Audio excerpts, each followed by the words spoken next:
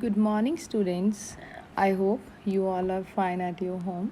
I, Navninder Kaur, your English teacher, and today we read a poem written by G. Patel, and the name of the poem is On Killing a Tree.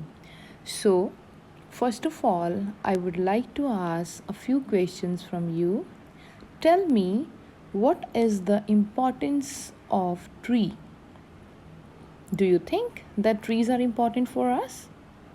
Of course, yes, trees are having an important role in our life.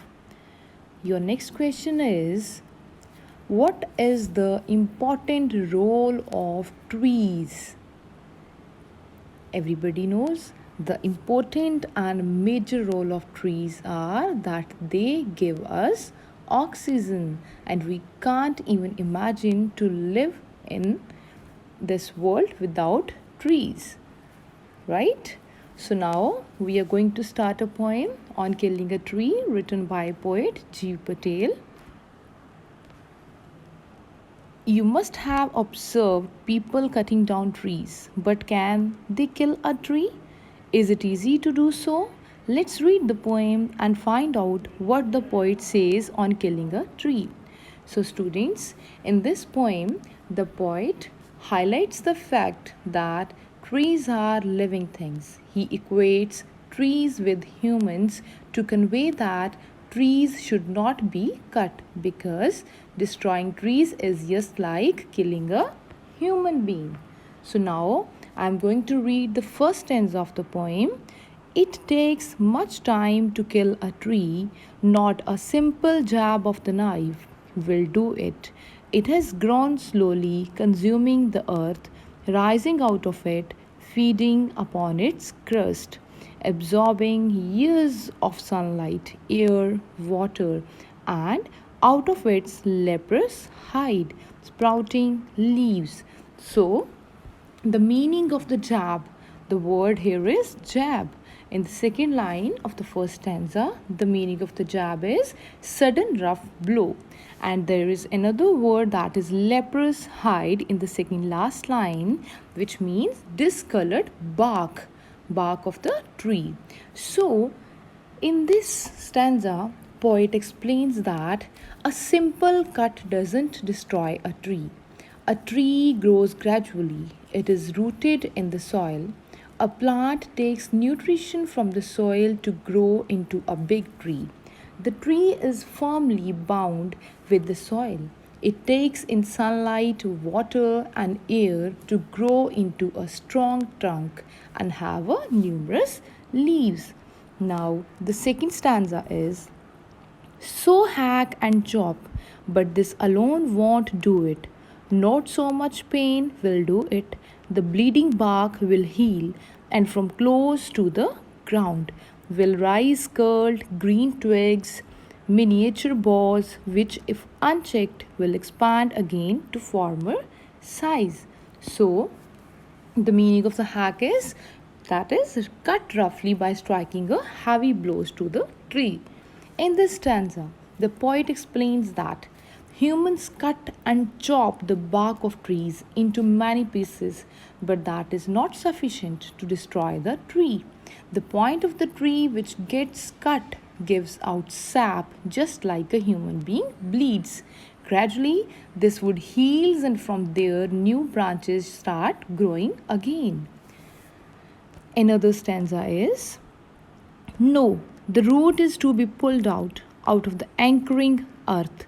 It is to be roped, tied, and pulled out, snapped out, or pulled out entirely, out from the earth cave, and the strength of the tree exposed, the source white and wet, the most sensitive hidden for years inside the earth.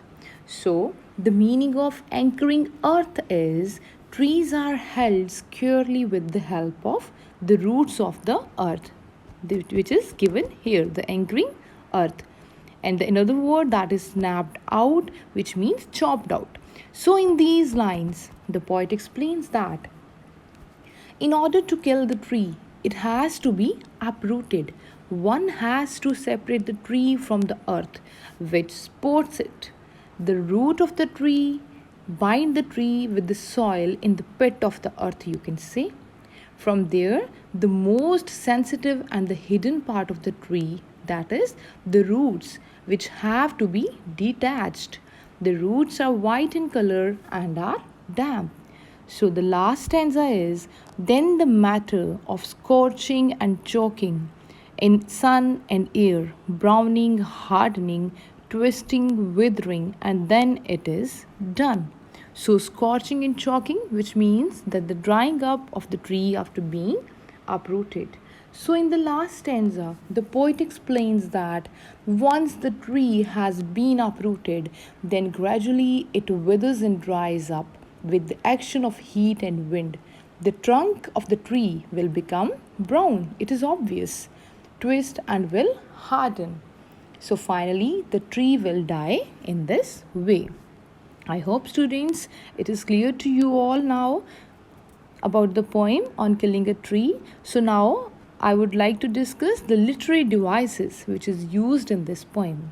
So students, as it is written here, no rhyme scheme is there in the poem. It is written in free verse. There is no rhyme or rhythm. There is enjambment, which means when one sentence continues into two or more lines. And this is an example of enjambment.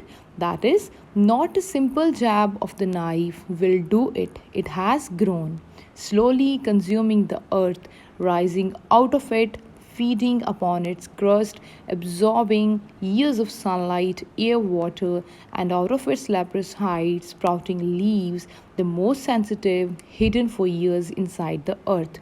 So, it is clear to you all now that when one sentence continues into two or more lines. So, in these stanzas, you can see the one sentence which continues into the two or more lines. Another literary device that is used in this poem is metaphor, which means indirect comparison. That is, the word leprous hide, which is used in this poem, which means the uneven color of the surface of the trunk of a tree is compared to the skin of a person suffering from leprosy. And another word that is bleeding bark. So, this is also metaphor which is used in this poem. The sap coming out of tree where it is cut is compared to the bleeding from the wound in a human's body. So this is the comparison. Another and the last, you can say second last literary devices is alliteration, which means repetition of the consonant sound in two or more closely places words. That is, for example, bleeding bark, B and B, sound is B. White and wet, and the sound here is W, V.